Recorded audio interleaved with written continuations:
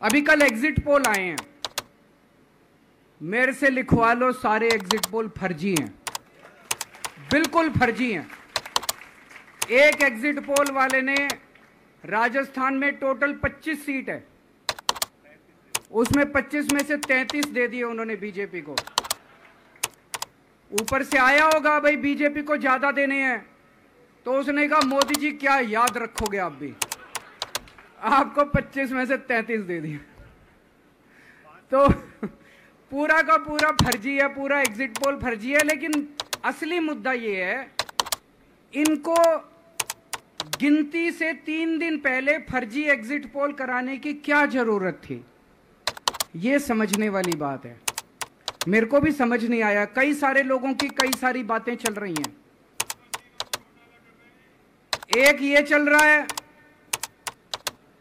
कि इन्होंने मशीनों का घोटाला कर दिया, लेकिन मैंने संदीप पाठक को भी बोला है और मैं सारे इंडिया गठबंधन की पार्टियों को बोलना चाहता हूं, अपने अपने काउंटिंग एजेंट को बोल दो पूरी तरह से सतर्क रहे। आखिरी तक अगर हार भी रहे हैं तब भी उठ के ना आए। कई बार क्या होता है, 1 राउंड में, 2 राउंड में, 3 राउंड में हार गए तो उठ के चले जाते हैं। उठ के नहीं जाना, सबसे लास्ट में रैंडम जितने बूथ होते हैं, ईवीएम मशीन होती है, उसकी पर्चियां पड़ती हैं।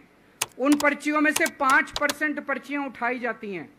उन 5% ईवीएम की मैचिंग वीवीपैट की स्लिप से कराई जाती है। वीवीपैट पे जो स्लिप है उसकी काउंटिंग होती है, जैसे बैलेट पेपर की काउंटिंग होती थी, और उसकी काउंटिंग और ईवीएम की चेकिंग होती है दोनों की। एक भी मशीन अगर मैच ना करे तो वहां चुनाव रद्द कर दिया जाता है। तो अगर आपने ये चेकिंग कर ली वहां पे, तो इसका मतलब फिर ईवीएम का घोटाला हम बचा सकते हैं। फिर ईवीएम के घोटाला अगर कर रखा इन्होंने तो हम उसको एक्सपोज कर सकते हैं।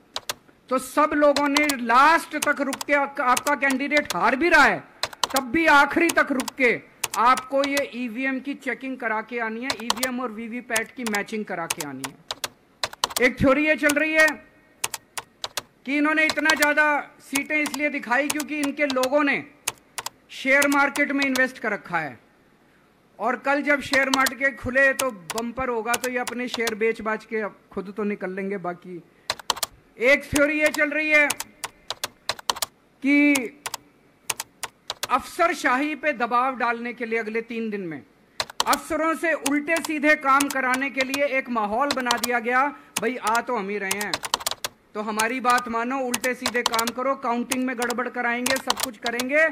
लेकिन फिर से मैं कह रहा हूं, अपने को, अपने काउंटिंग एजेंट, एआरओ, सब आरओ, सब लोगों को अपने को ट्रेन करके भेजना है और अपने को चौकन्ना रहना है।